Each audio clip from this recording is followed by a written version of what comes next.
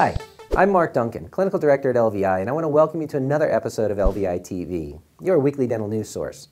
We're about to wrap up the 15th consecutive year of the Oral Cancer Foundation's celebration of Oral Cancer Awareness Month. Every year in April, the nonprofit organization encourages dental practices in the United States to offer free oral cancer screenings to increase the awareness of the diseases. Their focus is to educate people on the risk factors as well as early signs and symptoms of oral cancer, including discoloration of the soft tissues in the mouth and hoarseness or numbness and persistent pain. With early detection, there's an 80% or higher survival rate. However, the problem is that it's so often missed until the later stages. The sad reality is that the oral cancer screening is simple and non-invasive, doesn't take much time at all, and although it should be an open discussion in a dental visit, generally, it's missed.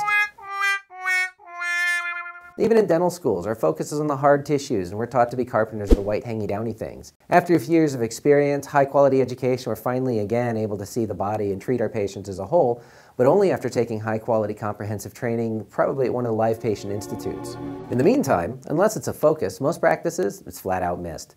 The number of affected people are staggering, with 43,000 new oral and oropharyngeal cancers diagnosed in a year in the U.S. alone. And the current numbers are one U.S. citizen dies every hour from something that's easy to catch when it can still be caught. There are some obvious underlying issues like tobacco and alcohol, but the real scare is that there are other sources like the HPV virus that nobody can see. Now for sure it makes sense to screen for these cancers, and not just in April. Let your patients know what you're doing so they're aware of the dangers and the quality of your care.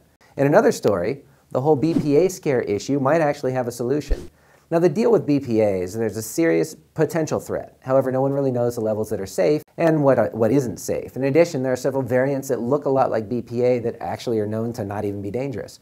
All the major manufacturers either have zero or just trace amounts of BPA in the resins we use, so we should be in much better shape than what we're seeing in studies by like Ladies' Home Journal and Reader's Digest. Really, the answer is to not get decay in the first place. If you've got no decay, you don't need restorations. Unfortunately, the options are a known toxin that's being continually banned or limited around the world, or we can be as conservative as possible and use something that we can bond in and happens to be aesthetic too.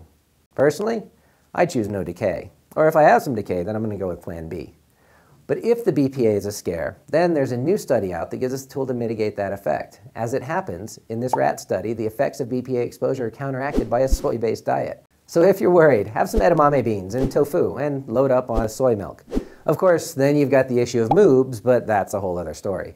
Don't forget to like us, and so you don't miss any episodes, subscribe to LVI TV right here, and there's tons of interesting stuff down here, so please click on those links. I have a question for you. Now, oral cancer is a serious threat, and sadly it's a very common issue and often ignored by dentistry, or at least ignored in any meaningful way. However, the odds are that every one of us will have at least one patient who's suffering with cancer that we could catch early, if only we take the time to look. So what tools are you using in your practice to screen your patients? What lives have you saved by being a mouth doctor and practicing the art and science of dentistry the way that we should? Please share your stories below. I'll see you next time. I'm Mark Duncan.